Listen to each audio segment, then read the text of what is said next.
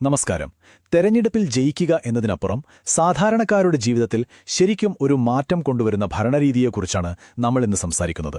അതായത് കൃത്യമായ ഡാറ്റ ഉപയോഗിച്ച് ജനങ്ങളുടെ യഥാർത്ഥ ആവശ്യങ്ങൾ എങ്ങനെ കണ്ടെത്താം, അതിനെങ്ങനെ പരിഹാരം കാണാം, നമുക്ക് നോക്കാം. ഇതൊരു വലിയ ചോദ്യമാണല്ലേ?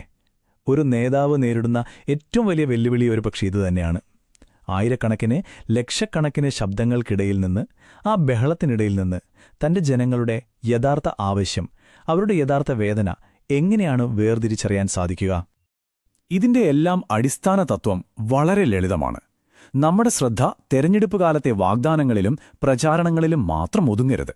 അതിനപ്പുറം എല്ലാ ദിവസവും ജനങ്ങൾക്കു വേണ്ടി പ്രവർത്തിക്കുന്ന, അവർക്ക് പ്രയോജനം ചെയ്യുന്ന ഒരു ഭരണ സംവിധാനം എങ്ങനെ കെട്ടിപ്പടുക്കാം, അതിലാണ് നമ്മൾ ശ്രദ്ധ കേന്ദ്രീകരിക്കേണ്ടത്. ഇവിടെയാണ് ആ പ്രധാനപ്പെട്ട വ്യത്യാസം വരുന്നത്. നോക്കൂ, പരമ്പരാഗത രാഷ്ട്രീയത്തിൽ ശ്രദ്ധ മുഴുവൻ വ്യക്തികളിലാണ്. ലക്ഷ്യം ഒന്നേ ഉള്ളൂ: അടുത്ത ഇലക്ഷൻ ജയിക്കണം. അളക്കുന്നത് വോട്ടർമാരുടെ പിന്തുണ വെച്ചും. പക്ഷേ നമ്മൾ ഈ പറയുന്ന ഗവേണൻസ് എഞ്ചിനീയറിംഗ് അങ്ങനെയല്ല. അവിടെ സിസ്റ്റത്തിലാണ് ഫോക്കസ്. തിരഞ്ഞെടുപ്പിൽ ജയിക്കുന്നതിനേക്കാൾ പ്രധാനം ജനങ്ങൾക്കുവേണ്ടി കാര്യങ്ങൾ ചെയ്ത് കാണിക്കുക എന്നതാണ്. അതായത് പൊതുജനത്തിന് എന്ത് തിരികെ കിട്ടിയെന്നതിലാണ് കാര്യം. അപ്പോൾ ഏതൊരു പദ്ധതിക്ക് മുമ്പ് ഒരു നേതാവ് ആദ്യം ചെയ്യേണ്ടത് താഴെത്തട്ടിലിറങ്ങി ചെല്ലുക എന്നതാണ്. ജനങ്ങളുടെ ജീവിതം എന്താണ്, അവരുടെ പ്രശ്നങ്ങൾ എന്താണ് എന്ന് നേരിട്ട് മനസ്സിലാക്കണം. അവരുടെ ജോലി, വെള്ളം, വഴി, അവർ ദിവസവും നേരിടുന്ന ചെറിയ ചെറിയ ബുദ്ധിമുട്ടുകൾ എന്തൊക്കെയാണെന്ന് ആഴത്തിലറിയണം.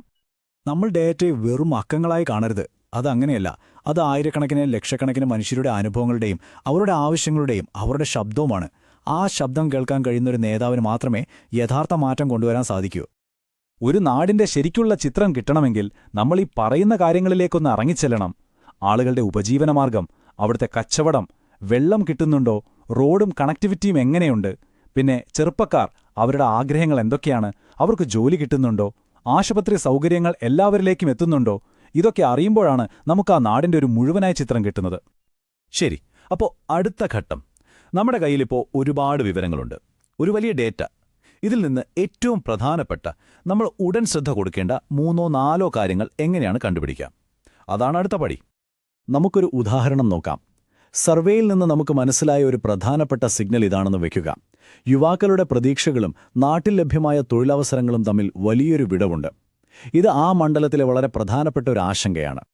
ആ വലിയ ആശയത്തെ നമുക്ക് ഒരൊറ്റ സംഖ്യയിലേക്ക് കൊണ്ടുവരാം: 65%. ഇത് കാണിക്കുന്നത് എന്താണ്? ആ പ്രശ്നത്തിന്റെ ആഴം എത്ര വലുതാണെന്നാണ്. ഈ ഒരു സംഖ്യയെ, ഈ യാഥാർത്ഥ്യത്തെ നമുക്ക് അവഗണിക്കാൻ കഴിയില്ല. ഇനി ഈ ചാർട്ടൊന്ന് നോക്കൂ. ഈ തൊഴിലിന്റെ ആവശ്യം മണ്ഡലത്തിലെ എല്ലാ ഭാഗത്തും ഒരുപോലെയല്ല. ചില ഗ്രാമപ്രദേശങ്ങളിൽ ഇത് വളരെ കൂടുതലാണ്, നഗരത്തിൽ കുറച്ചുകൂടി കുറവാണ്. ഇത് മനസ്സിലാക്കിയാൽ ഓരോ പ്രദേശത്തിനും വേണ്ട അവർക്കനുയോജ്യമായ പരിഹാരങ്ങൾ നമുക്ക് കണ്ടെത്താൻ സാധിക്കും. ഇവിടെ വളരെ പ്രധാനപ്പെട്ടൊരു കാര്യമുണ്ട്. നമ്മുടെ കയ്യിൽ കൃത്യമായ ഡാറ്റ, അതായത് വിവരങ്ങളുണ്ടാകുമ്പോൾ പിന്നെ ഊഹാപോഹങ്ങളുടെ ആവശ്യമില്ല. നമുക്ക് വളരെ അന്തസ്സോടെ, ഉത്തരവാദിത്വത്തോടെ പൊതുവിഷയങ്ങളിൽ സംസാരിക്കാൻ പറ്റും. ഇത് വെറുമൊരു സംസാരമല്ല, നമ്മുടെ ഭരണഘടന വിഭാവനം ചെയ്യുന്ന ഒരു പൗരന്റെ കടമ കൂടിയാണ്. ഇതാണ് ഈ ഒരു രീതിയുടെ ഏറ്റവും പ്രധാനപ്പെട്ട ഭാഗം. ഒരു പ്രശ്നം കാണുമ്പോൾ നമ്മൾ വ്യക്തികളെ കുറ്റം പറയാറാണ് പതിവ്. പക്ഷെ അതല്ല വേണ്ടത്. ആ പ്രശ്നം വീണ്ടും വീണ്ടും വരാൻ കാരണമെന്താണ്, ആ സിസ്റ്റത്തിന്റെ തകരാർ എവിടെയാണ്, അതാണ് കണ്ടുപിടിച്ച് പരിഹരിക്കേണ്ടത്. എന്താണ് ഈ വ്യവസ്ഥാപരമായ കാരണം? ഒരു കെട്ടിടത്തിന്റെ അടിത്തറയ്ക്ക് ബലമില്ലെങ്കിൽ ചുമരിൽ വിള്ളലുകൾ വരും. നമ്മൾ എത്ര തവണ ആ വിള്ളലുകൾ അടച്ചാലും കാര്യമില്ല, കാരണം പ്രശ്നം അടിത്തറയിലാണ്. അതുപോലെ സമൂഹത്തിലെ പ്രശ്നങ്ങളുടെ മൂലകാരണം കണ്ടെത്തി പരിഹരിക്കണം, അല്ലാതെ പുറമേ കാണുന്ന ലക്ഷണങ്ങളെയല്ല. ഈ ഉദാഹരണങ്ങൾ നോക്കൂ. കടക്കണിയിലായ കർഷകരെ സഹായിക്കുന്നതിനോടൊപ്പം തകർന്നു കിടക്കുന്ന ജലസേചന കനാലുകൾ നന്നാക്കിയാൽ അതൊരു സ്ഥിരം പരിഹാരമാകും. അതുപോലെയാണ് യുവാക്കളുടെ കുടിയേറ്റവും ജലജന്യ രോഗങ്ങളും. മൂലകാരണം കണ്ടെത്തി പരിഹരിക്കുക.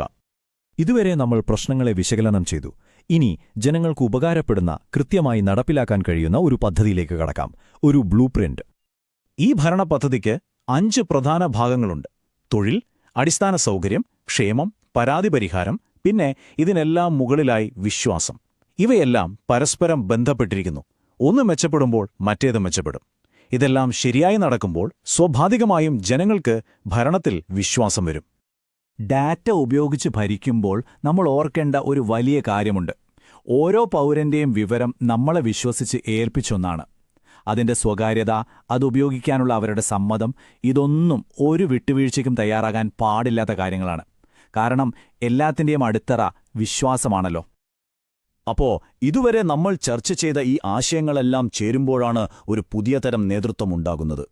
ജനങ്ങളെ കേൾക്കുകയും അവരുടെ പ്രശ്നങ്ങൾക്ക് ശാശ്വതമായ പരിഹാരം കാണുകയും ചെയ്യുന്ന ഒരു നേതാവിന്റെ ഉത്തരവാദിത്വമാണിത്. ഒരു തിരഞ്ഞെടുപ്പ് ജയിക്കുക എന്നതിലുപരി ഒരു നാടിനുവേണ്ടി ഒരു നല്ല പൈതൃകം കെട്ടിപ്പടുക്കുക. ഇവിടെ നമ്മളൊരു പ്രധാന സത്യം മനസ്സിലാക്കണം. ഏറ്റവും മികച്ച ഭരണമെന്നത് തന്നെയാണ് ഏറ്റവും വലിയ രാഷ്ട്രീയ തന്ത്രം. ജനങ്ങൾക്ക് വേണ്ടി ശരിയായി പ്രവർത്തിക്കുമ്പോൾ, അവരുടെ വിശ്വാസം നേടുമ്പോൾ ആ ബന്ധം തകർക്കാൻ പിന്നീട് ആർക്കും കഴിയില്ല. അതുകൊണ്ട് നമുക്ക് നമ്മളോട് തന്നെ ചോദിക്കാം, നമ്മുടെ നാടിന്റെ ഭാവി, നമ്മുടെ മണ്ഡലത്തിന്റെ ഭാവി ഈ ഒരു പുതിയ രീതിയിൽ രൂപകൽപ്പന ചെയ്യാൻ നമ്മൾ തയ്യാറാണോ? നിങ്ങൾ ഒരു ജനകീയ നേതാവാകാനും നിങ്ങളുടെ മണ്ഡലത്തെ ഉയർത്താനും ആഗ്രഹിക്കുന്നുവെങ്കിൽ blueprintstrategies.ai-യുമായി mgr@blueprintstrategies.ai എന്ന ഇമെയിലിലോ 08042041602 എന്ന നമ്പറിലോ ബന്ധപ്പെടുക. രാഷ്ട്രീയത്തിനപ്പുറമുള്ള ലക്ഷ്യം